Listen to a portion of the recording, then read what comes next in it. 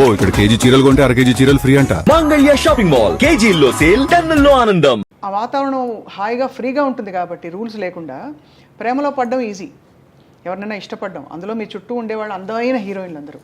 అవును. సో అది మీరు చాలా ఫోకస్ చేసి మరీ ఇలా ఉండడం అన్నది చాలా పెద్ద విషయం సార్. మోస్ట్ మీతో పాటు నటించిన హీరోయిన్స్ అందరిలో మోస్ట్ గ్లామరస్ ఎవరని మీరు అనుకున్నారు సార్? గ్లామరస్ అంటే మీకు సరైన జోడి. గ్లామరస్ అంటే శ్రీదేవి అంత గ్లామర్ ఎవరికీ లేదండి. చాలా అందంగా ఉండేవారు కదా సార్. చాలా ఎక్సలెంట్గా ఉండేది. ఆ కళ్ళు, అసలు ఎక్స్ప్రెషన్, ఫేస్, మంచి పర్సనాలిటీ. నాకు ఈక్వల్గా ఉండేది హైట్. అమ్మాయి కూడా 5'7", 5'8" ఉండి ఉంటుంది. నేను 5'8.5". అమ్మాయి కూడా దగ్గర దగ్గర 7.5, 8 ఉండి ఉంటుంది. Personality, behaviour, wonderful behaviour. ఎప్పుడు ఒక తప్పుగా మాట్లాడటం కానీ ఏదైనా చిలిపి పనులు చేయటం కానీ అట్లాంటిది ఏమి ఉండేది కాదు. ఆ తర్వాత అంత అందగా ఎవరు అంటే దీప గారు కూడా చాలా అసలు ఎంత అందంగా ఉండేది. కాకపోతే ఏంటంటే వాళ్ళ అమ్మ ఎప్పుడు పక్కన బ్యాగ్ పెట్టుకొని బ్యాగ్లో అన్ని బిస్కెట్లు, ఈ చీడిదిళ్ళు, బాదం పప్పులు ఇవన్నీ తెచ్చిపెట్టి షార్ట్ చేసి రాగానే పెట్టేస్తా ఉండేది. అంటే ఆ అమ్మాయి బాగా ఎర్లీ ఏజ్లో వచ్చింది. ఏదైనా అంటే ఎవరిని అడిగితే 16 years 3 months బాబు అనేది. అలా వీటి పాపం చిన్నది కదా, కష్టపడుతుంది అని చెప్పి ఓ పెట్టేది. ఆ పెట్టడం మూలంగా కానీ లేకపోతే అమ్మాయికి ఏదో ముందే ఆర్టిస్ట్ చేయాలనే ఆలోచన ఉండి కొంచెం స్టెరాయిడ్స్ ఏదో ఇచ్చి ఇది కూడా చేశారని అంటారు. ఎంతవరకు దాని మూలం కానీ అమ్మాయికి బాగా బాడీ వచ్చేసింది తర్వాత. లేకపోతే చాలా అద్భుతమైన యాక్టర్ అయ్యాడు.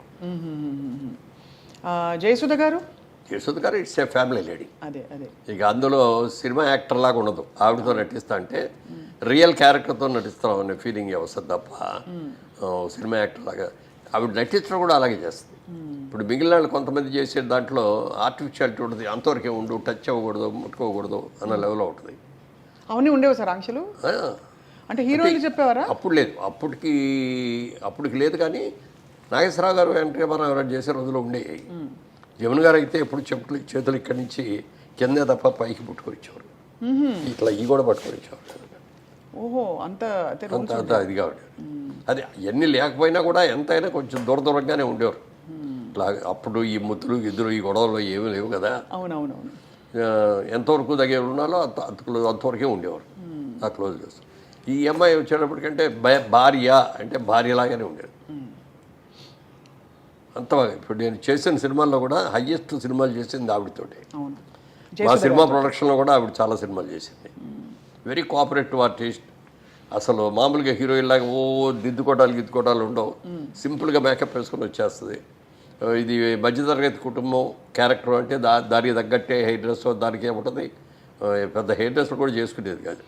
మామూలు నేత చీరలు, పట్టు చీరలు లాంటివి ఇట్లాంటివి కట్టుకొని అట్లా న్యాచురల్ యాక్టర్ లాగా ఉండేది అనమాట. సో అలా మరి జయచిత్ర గారితో ఆ రూమర్ వచ్చిన తర్వాత మీరిద్దరూ మాట్లాడుకోవడం జరిగిందా సార్? అయ్యో ఇలా వచ్చేసింది, ఎలా క్లియర్ చేద్దామని. కోర్టుకి వెళ్ళినట్టున్నారు కదా మేడం? నేనే వెళ్ళాను. కోర్టుకి వెళ్ళలేదు. ముందు నోటీస్ ఇచ్చాం వాళ్ళకి, పేపర్ ఆడికి. ఇవ్వగానే ఆడి పరిగెత్తుకు వచ్చేసి, సార్ మా వాడు ఎవడో తప్పుగా ఇచ్చాడు, సారీ అండి క్షమించండి అంటే అది విత్డ్రా చేసుకున్న తర్వాత అది జరిగిన 1 రోజులకి అప్పుడు అన్ని సినిమా అక్కడి నుంచి మెడ్రాస్ నుంచి వచ్చేవాళ్ళం కదా. మెడ్రాస్లోనే ఉంది ఇండస్ట్రీ. మార్నింగ్ ఫ్లైట్కి ఇక్కడ షూటింగ్ వస్తున్నాం. దాసరి గారు ఒక షూటింగ్ వస్తున్నారు, నేను ఒక షూటింగ్కి వెళ్తున్నాను, జయచిత్ర గారు ఒక షూటింగ్కి వెళ్తున్నారు. ముగ్గురు ఫస్ట్ మార్నింగ్ ఫ్లైట్లో ఇక్కడికి వచ్చాం.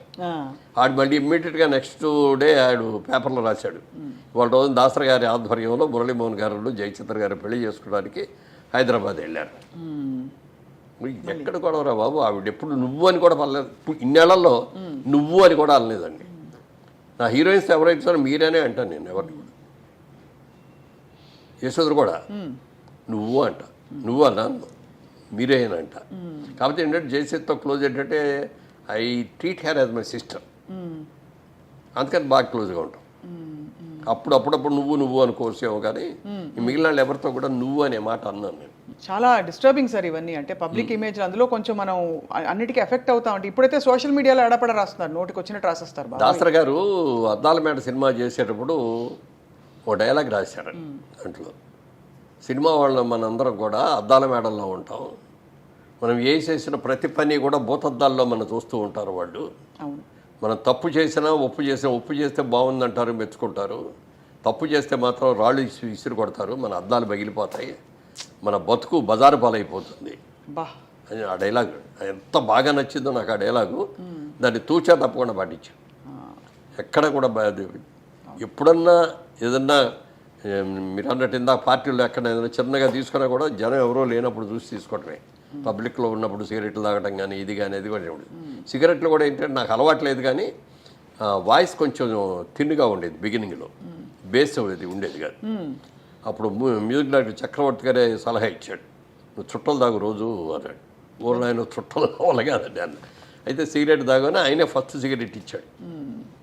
సిగరెట్ తాగిన తర్వాత అదొక రోజుకో 10 సిగరెట్లు అని అది లిమిట్ పెట్టుకొని ఆ లిమిట్ దాటకుండా అట్లా కొన్నాళ్ళు చేశాను. మళ్ళీ అయ్యప్ప మాల వేసుకుంటే మళ్ళీ మానేసేవాడిని.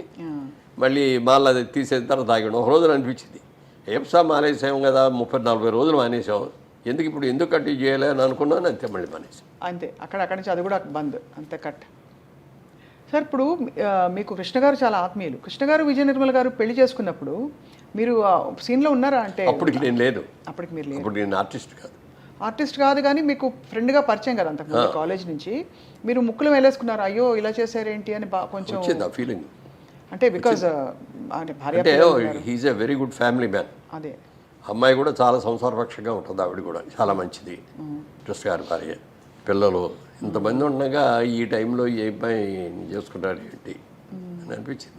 కానీ మీరేమి ఇంటర్ఫియర్ అయ్యేవారు కదా, ఎందుకంటే చాలా మంది విషయాలు. పెద్ద హీరో అయిపోయాడు, మనం వెళ్ళి నువ్వు ఇది చేసేది బాగాలేదు అని మనం చెప్పలేదు. మనకి అందరికి జనానికి తెలిసేటప్పుడు పెళ్లి చేసేసుకున్నారు.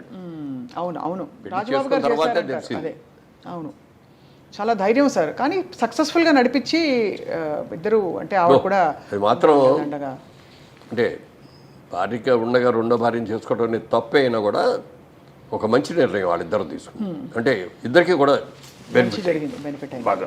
అవును సార్, అవును. ఆవిడ కూడా ఒక మంచి హస్బెండ్ని చేసుకొని ఆవిడ కెరియర్ బ్రహ్మాండంగా గ్రో అయింది, హీరోయిన్గా గ్రో అయింది.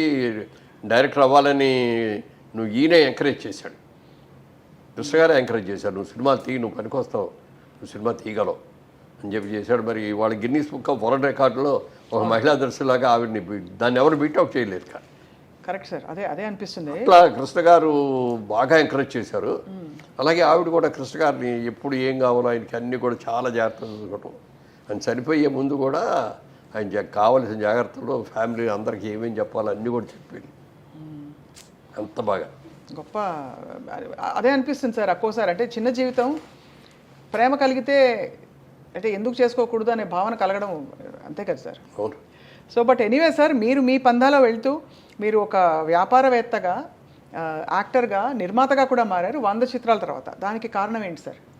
అదే బిజినెస్ ఫీలింగ్ మనసులో ఉండబట్టే నేను వచ్చిన తర్వాత మెడ్రాస్లో సినిమాలు చేయటం, మనకి ఏంటి సినిమాలు చేస్తాం, ఇంకేంటిది, మనం బిజినెస్ మర్చిపోకూడదు కదా, మన మెయిన్ ఇది కదా అని అనుకుని అప్పుడు బిజినెస్ ఏం చేద్దాం అనుకున్నప్పుడు సినిమాలు మనమే తీస్తే బెటర్ కదా